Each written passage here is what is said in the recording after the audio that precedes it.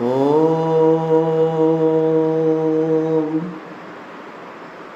प्रातरग्निं प्रातरिन्द्रं हवामहे प्रातर्मित्रावरुणा प्रातरश्विना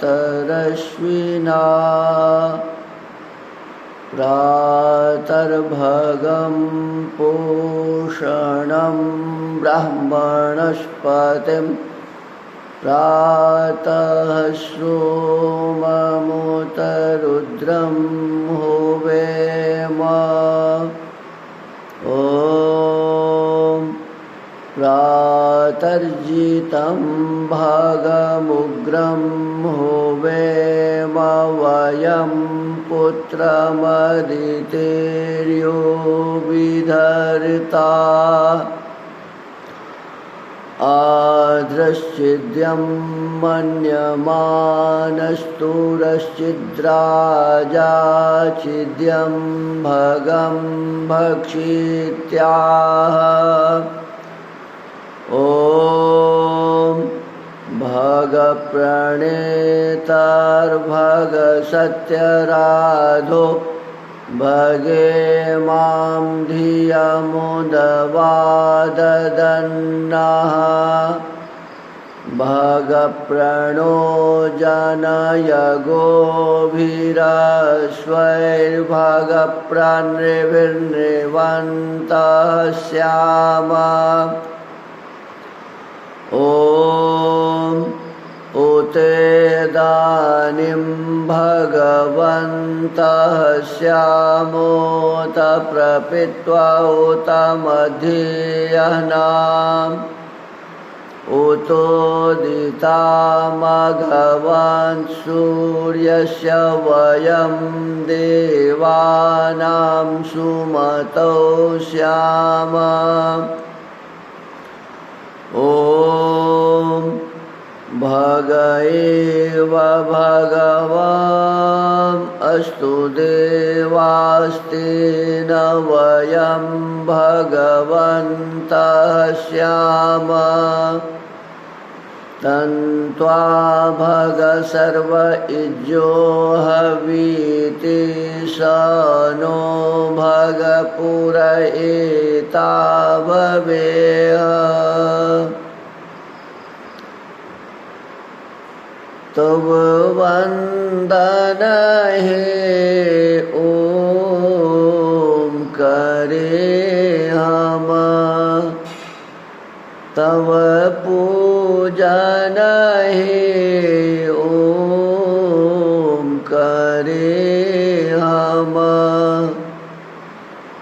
तव आश्रय की छाया पाकर शीतल सुख उपभोग करे हम तव वन्दन हे ॐ करे हम।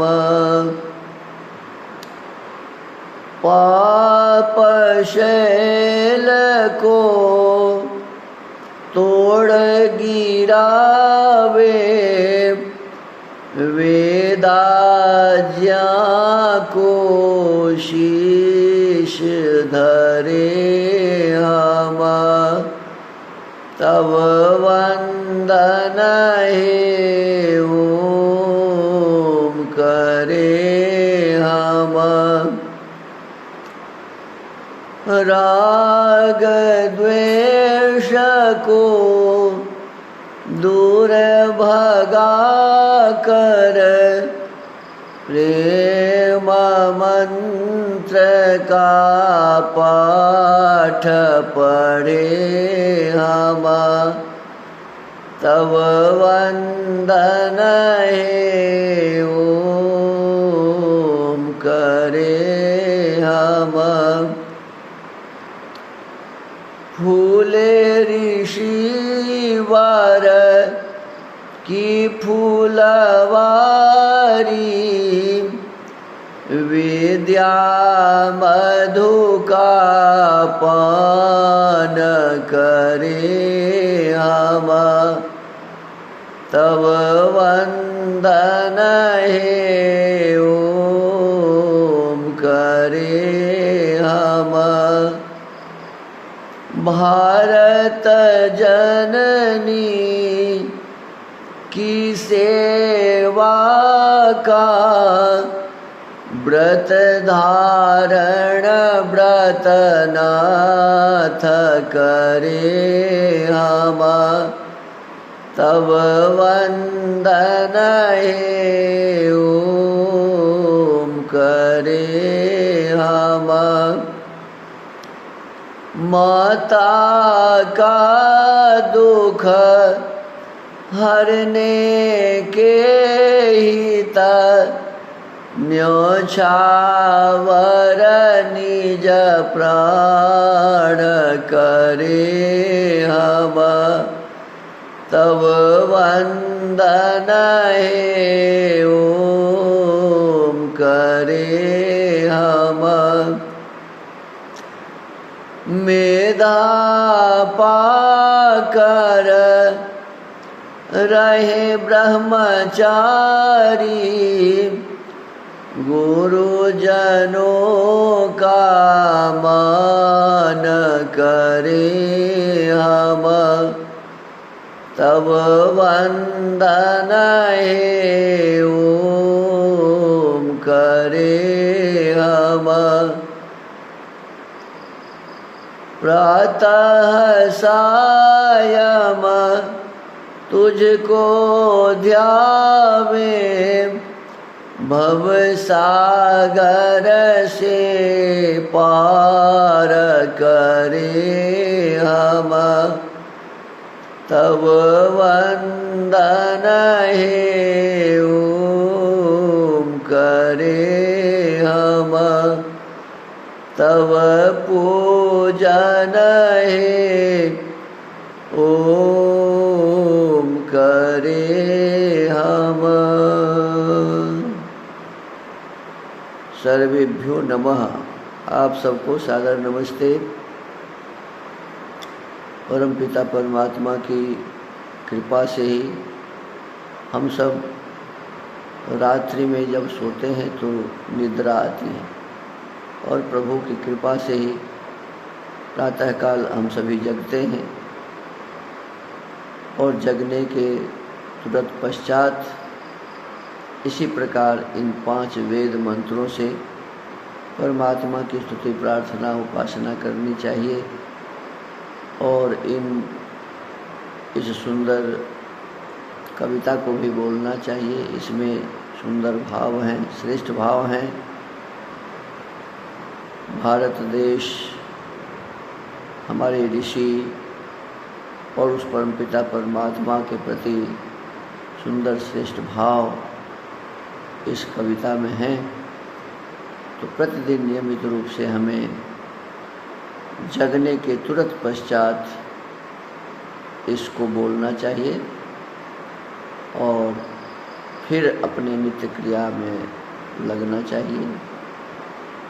नित्य क्रिया से निवृत्त होकर फिर प्रातःकाल और सायंकाल भी दोनों समय शरीर के लिए कुछ विशेष क्रिया करनी चाहिए जिसको व्यायाम कहते हैं, जिससे हमारा शरीर स्वस्थ रहे। शौच, स्नान, शौच आदि, दंत धावन आदि सभी शौच के अंतर्गत ही आते हैं। और फिर स्नान, जिससे हमारा शरीर स्वस्थ हो जाता है, साफ हो जाता है। और इसके पश्चात कुछ देर इस शरीर को स्वस्थ रखने के लिए व्यायाम निश्चित रूप से करना चाहिए, क्योंकि शरीर माध्यम खलु धर्म साधन। शरीर ही हमारे सारे कार्यों का साधन है।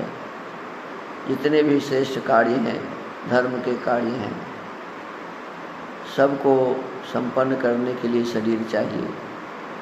भोजन करने के लिए भी शरीर स्वस्थ चाहिए, नहीं तो भोजन भी अच्छा नहीं लगता। तो प्रातःकालीन वंदना के साथ इस कार्यक्रम को यहीं विराम। आप सबको सादर नमस्ते।